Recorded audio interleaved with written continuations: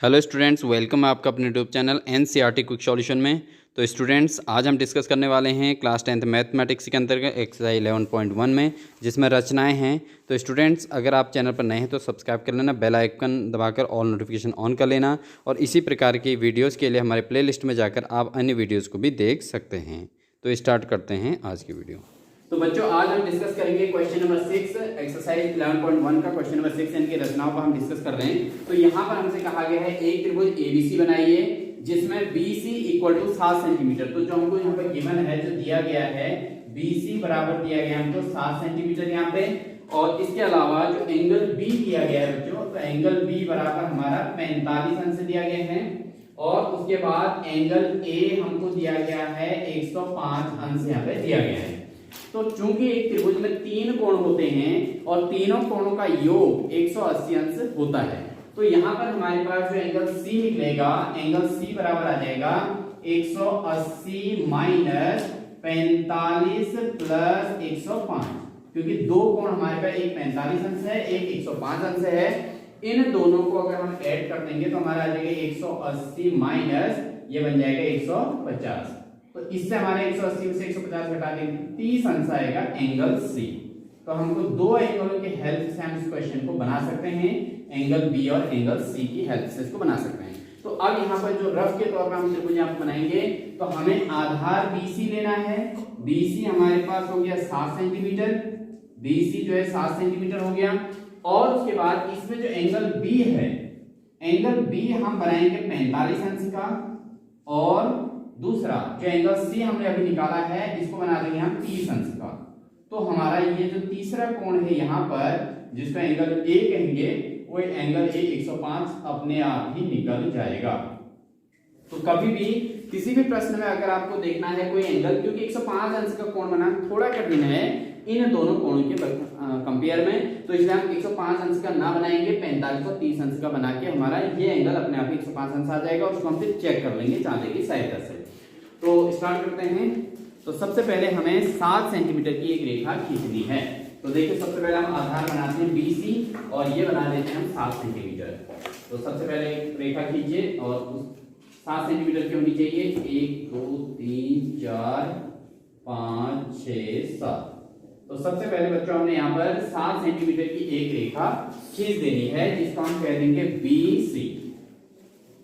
BC एक रेखा हमने खींच दी 7 सेंटीमीटर की, ठीक है, ये हो गया। अब उसके बाद बच्चों यहाँ से हमें क्या करना है, अब देखिए इस क्वेश्चन को आपने देखा होगा कि इसमें हमें चाहिए B पर 45 अंश का कोण चाहिए। तो पहले तो हमारे लिए ट्रायंगल बनाना ही कठिन वर्क है। उसके बाद फिर हमें क्वेश्चन में जो कहा गया है, वो कहा गया है कि एक त्रिभुज की और रचना कीजिए जिसकी संगत हो जाए 4/3 गुनी है। तो वो काम फिर बाद में होता रहेगा, लेकिन पहले हमें यहाँ से 45 डिग्री का कोण बनाना है।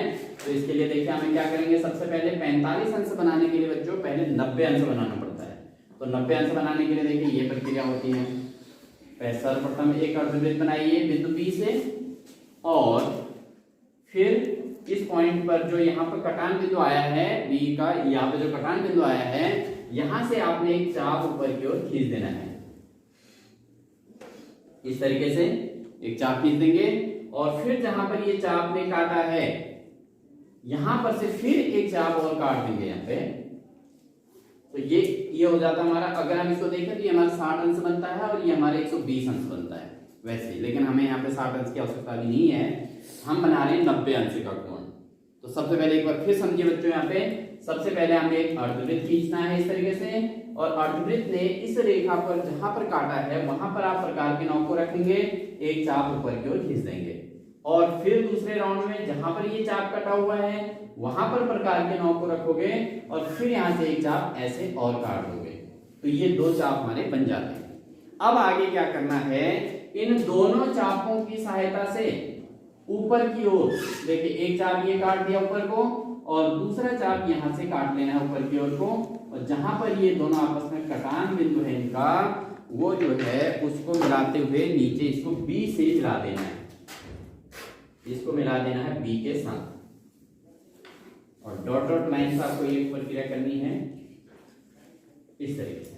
तो ये बना है बच्चों हमारा 90 अंश का कोण बना है। क्योंकि हमको चाहिए 45 अंश का कोण, आप देख रहे होंगे 45 45 डिग्री का एंगल हमको यहाँ पे चाहिए है।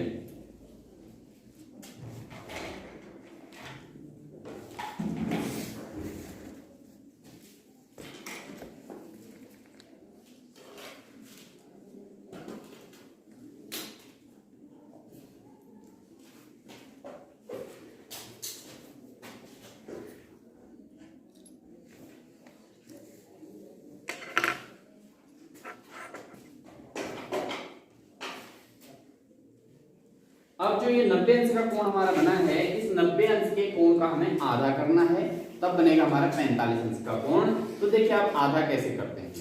आपको देखिए 90 अंश आपके यहां से लेके इस बिंदु से लेके ये पूरा कोण आपका 90 अंश यहां पर कंप्लीट हो रहा है। इस 90 का आधा करने के लिए आपको दोनों बिंदुओं से चाप लेने हैं।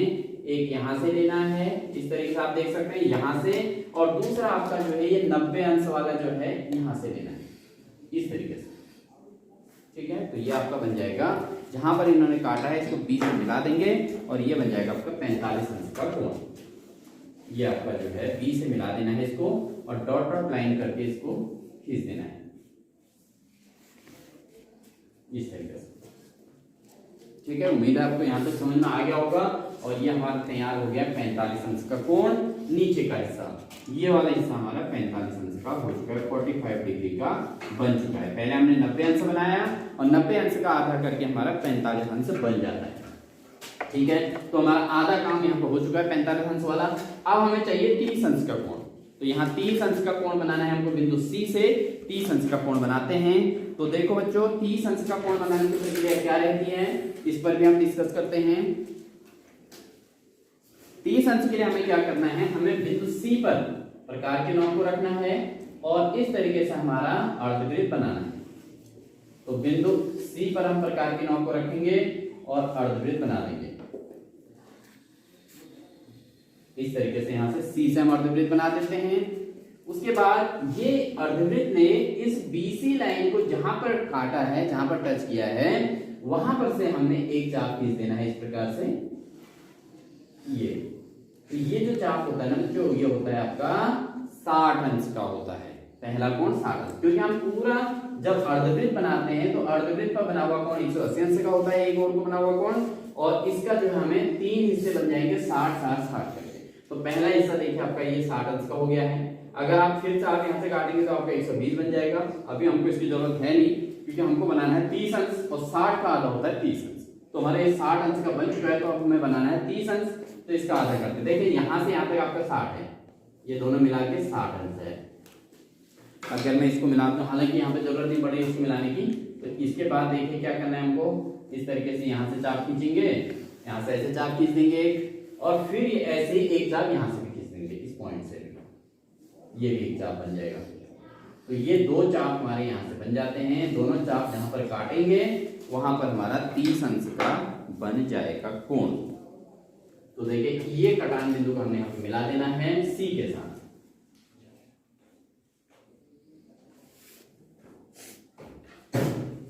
ये तो इस तरीके से ये हमारा जो एंगल बना, ये वाला जो कोण बना है बच्चों, ये बन गया हमारा 30 अंश। 30 अंश का कोण बन गया। अब अगर ये 30 अंश बन गया और ये 45 अंश बन गया, तो हमारे ये वाला जो ऊपर वाला कोण है ये, क्योंकि यहाँ पर आप पॉइंट ए कह देंगे हम, तो ये पॉइंट पर जो कोण बनेगा वो बनेगा 105 अंश, जिसको हम पहले ही बता चुके हैं कि ये एंगल 105 अंश का होना चाहिए। और इसको आप चांदे की सहायता से चेक भी कर सकते हैं क्या ये 105 अंश हो रहा है या नहीं हो रहा है। तो देखिए यहाँ पर देखिए, इसको चेक करने का तरीका क्या होता है बच्चों, ये हमारा चांदा है। इस चांदे पर आप इस तरीके से, ये जो लाइन बनी हुई है, इस लाइन के इस खांचे को, इस बिंदु को, जो आपका काले रंग में आपका चांदे में बिंदु होता है, वो पूरी लाइन ही काले रंग की बनी हुई होती है। उस काले लाइन में एक बिंदु यहाँ पर होगा, इस ऊपर कोई लाइन गई हुई होगी, तो आप उस पॉइंट को जो है इसके ठीक ए पर रखेंगे इस तरीके से। ए पर देखिए हमने ये रख दिया, ठीक ए पर रख दिया, इस चांदे के हिसाब से इसको रख दिया है। और यहाँ पर हमको ढूंढना है 105 अंश। ये देखिए लाइन के ऊपर रखना है बिल्कुल एक्यूरेट। यहाँ पर से देखिए इसको चेक करने का तरीका, ये वाली जो आपकी लाइन है, ये वाली लाइन इसके ऊपर आनी चाहिए, वो काली लाइन के ऊपर, काली पट्टी जो आपके चांदे में होगी। और दूसरी ये वाली लाइन जो है ठीक देखिए आप 100 और 110 के ठीक बीचों बीच में जा रही है ये लाइन, देख सकते हैं आप इस तरीके से। ये देखिए सीधे ये लाइन जा रही है, तो 100 और 110 के बीच में 105 अंश ही आएगा। तो ये कोण हमारा ठीक 105 अंश का बना हुआ है। ठीक है, तो इस तरीके से आप चांदे की सहायता से इसको चेक भी कर सकते हैं कि क्या ये एंगल आपका 105 अंश बना है या नहीं बना है। तो हमारी ये त्रिभुज की रचना होगी, यही सबसे क्रिटिकल वर्क था। बाकी इसके अलावा आगे का जो वर्क है वो आपका अन्य क्वेश्चनों के जैसा ही होने वाला है। तो इसको हम अब आगे बढ़ाते हैं। आपने इनमें से इन चापों को काटना नहीं है, और जो है हालांकि हमें अभी इसमें और वर्क नीचे को करना है। अब क्या करना है बच्चों, अब हमसे ये कहा गया है प्रश्न में, देखिए प्रश्न को ध्यान से पढ़ेंगे आप लोग अपने क्वेश्चन अपने बुक में। तो यहाँ पर कहता है फिर एक अन्य त्रिभुज की रचना कीजिए जिसकी भुजाएं एबीसी के संगत भुजाओं की 4/3 गुनी हैं, 4/3 गुनी हैं।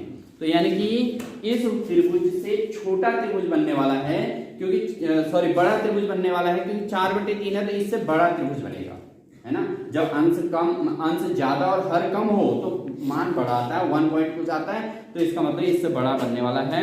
तो हमें उसको बनाने के लिए सबसे पहले बनाना होगा बच्चों, न्यून कोण बनाती हुई रेखा नीचे की ओर खींचनी है।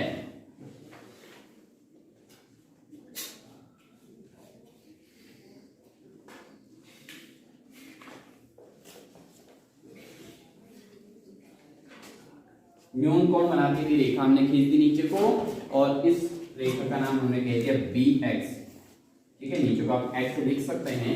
न्यून कोण में कितने भी एंगल का आप ले सकते हो, कोई इसमें दिक्कत वाली बात नहीं है।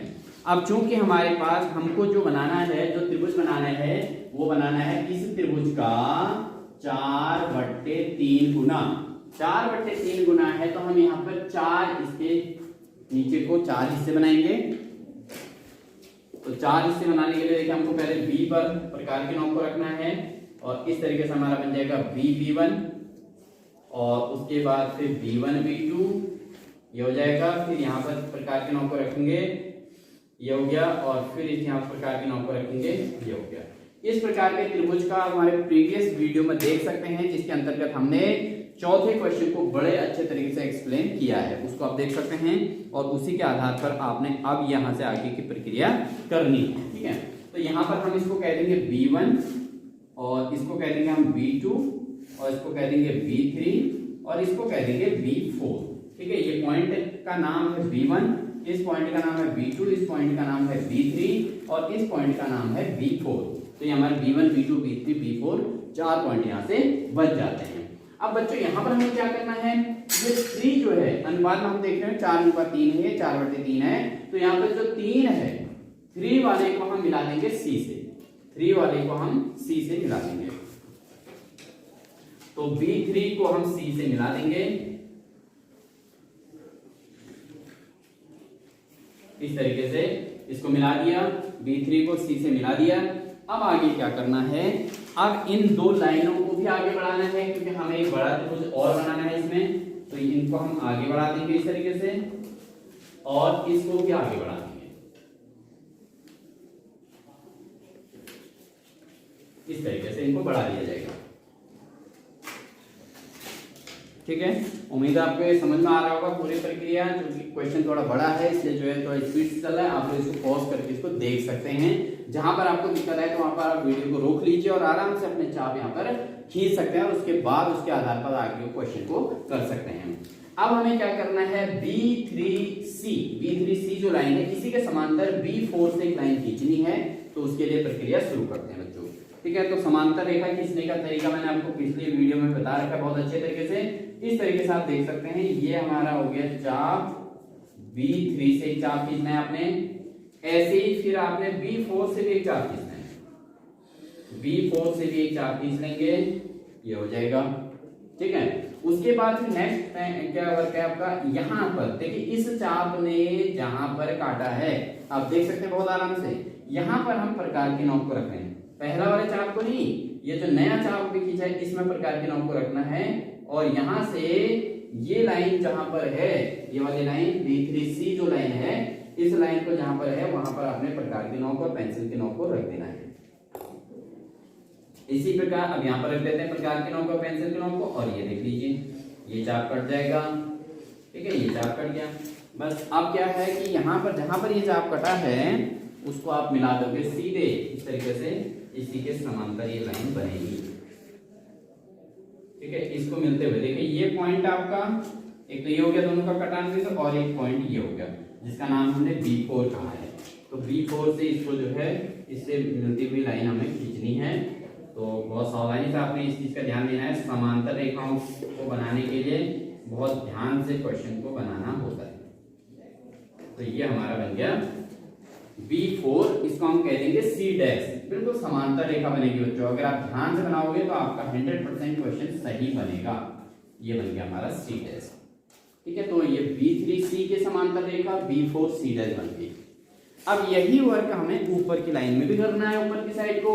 तो ऊपर की साइड को आप देखें तो हमारे पास ऑलरेडी एक चाप तो बना हुआ है पहले से ही, इसी के बेस पर हम इसको कर सकते हैं। तो इसकी पहले ये चाप की लंबाई हमको नापनी पड़ेगी, ये देखिए, ठीक है। ये C से हमको इस तरीके से चाप बनाना है। ऐसे C' से भी चाप खींच लेंगे, ये हो जाएगा C' से चाप खींच लिया हमने, ठीक है। जैसे C से खींचा गया था ये चाप, ऐसे ही C' से भी चाप खींच दिया।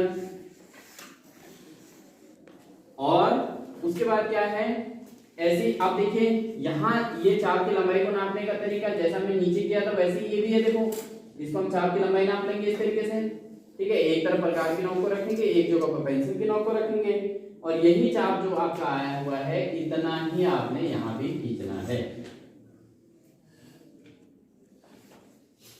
ठीक है। यही चाप जैसे हमने यहाँ से ये चाप खींच दिया, ये लाइन को टच करते हुए चाप खींच देना है यहाँ से। और ऐसे हमने यहाँ से भी जो ये कटान बिंदु है, सी बिंदु से नहीं है ये इस चाप ने जहां पर इसको काटा है वहां से करना है बच्चों, ठीक है। तो ये आपका यहाँ से जहां पर कटान बिंदु है यहाँ से ये चाप खींच दें, ये इस तरीके से। इससे हमारा जो है ये लाइन यहाँ से उसके समांतर चली जाएगी और हमारा चित्र जो है फिर धीरे धीरे तैयार हो जाएगा। तो देखिए इस तरीके से मिलाते हैं, समांतर रेखाएं बनानी है, बिल्कुल समांतर दिखनी चाहिए इस तरीके से। तो ये हमारा जो है समांतर रेखा हो गई, ठीक है बच्चों। तो इस तरीके से हम इसको कर सकते हैं। थोड़ा लाइन सीधी आपको होनी चाहिए, एक्यूरेट लाइन जो है उन दो बिंदुओं से होते हुए जानी चाहिए और बिल्कुल सीधी होनी चाहिए। इस चीज का आपको विशेष ध्यान देना है। इन दो बिंदुओं से होके जानी चाहिए, एक बिंदु ये है और एक बिंदु ये है, इन दोनों से होते हुए जानी चाहिए।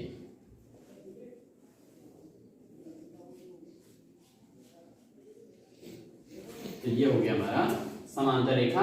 और ये हमारी जैसे यहाँ पर पॉइंट ए है तो इसको हम कह देंगे A', ये वाले पॉइंट, ये वाला पॉइंट ए है ऑलरेडी। यहाँ हमारे ये पॉइंट C' है, ये पॉइंट C है। तो बाकी प्रक्रिया सेम है। आपने जैसे प्रीवियस वीडियो में देखा होगा, पुराने हमारे जो पहले इसमें आप प्लेलिस्ट में जो वीडियो डली है उसको आप देख सकते हैं, उसमें जो हमने इसके अन्य क्वेश्चन करा रखे तो उसको आप देख सकते हैं कि किस तरीके से ये समांतर रेखा बन रही है। बार बार प्रैक्टिस करने से ये क्वेश्चन आता है। तो यहाँ पर बच्चों अब क्या है, ये जो त्रिभुज हमारा A', ये बड़ा त्रिभुज बन गया। इसको हम इसको डार्क कर लेंगे क्योंकि ये हमारा फाइनल रिजल्ट है, ये हमारा फाइनल रिजल्ट होने वाला है। इसको हम फाइनल रिजल्ट बना देते हैं। तो ये फाइनल रिजल्ट है तो इसको डार्क कर देना है, इसको आपने भर देना है एक बार, बहुत गाढ़ा भी नहीं करना है लेकिन एक बार इसको भर के आपने दिखा देना है कि ये जो हमारा फाइनल ट्रायंगल बन चुका है, ठीक है। तो यहाँ पर हमारा जो त्रिभुज, अब देखिए जो ये त्रिभुज A', BC', जो त्रिभुज हमारा बन गया बच्चों A', BC', ये त्रिभुज जो बना हुआ है ये त्रिभुज हमारा हो गया 4/3 गुना किसके, ABC के। तो ABC जो त्रिभुज है इसका 4/3 गुना ये त्रिभुज बन चुका है, त्रिभुज ABC। तो ये त्रिभुज A', B', C' जो है हमारा वो जो है 4/3 ABC है। और दूसरी बात एक चीज और है, जो हमारा ये त्रिभुज A', B', C' जो है ये समरूप होगा। समरूप का मतलब है सेम आकृति बनी हुई है, एक जैसे आकृतियां एक जैसी हैं लेकिन एक सर्वांगसम नहीं कहा, यहाँ पे समरूप कहा है। समरूप का मतलब है एक छोटा एक बड़ा भी हो सकता है। और दूसरी स्थिति जो है वो जो है उनके जो साइड वगैरह हैं वो आपस में एक दूसरे से बड़े होंगे। तो यहाँ पे A', B', C' जो है समरूप है त्रिभुज ABC के, ठीक है। तो यही हमसे प्रश्न कहा गया था कि एक त्रिभुज बनाइए ABC जिसमें एक कोण 45 अंश का और एक 30 अंश का हो, सॉरी एक 45 अंश और एक 105 अंश का हो। तो इसको बनाने के लिए हमने 30 अंश का कोण निकाल दिया था रफ आकृति में, और उसके बाद इसके आधार पर जो हमारा जो वैल्यू निकला है वो हमारा इस तरीके से निकल जाएगा। और यहाँ पर जो हमारा त्रिभुज ABC' हमारा जो है फाइनल त्रिभुज बन चुका है बच्चों, ठीक है। तो इसी प्रकार के आपके कंटिन्यू वीडियो के लिए चैनल पर बने रहें, और चैनल अगर नए हैं चैनल को तो सब्सक्राइब जरूर कर लेना, जिससे आपको कंटिन्यू इसी प्रकार की नोटिफिकेशन मिलती रहे।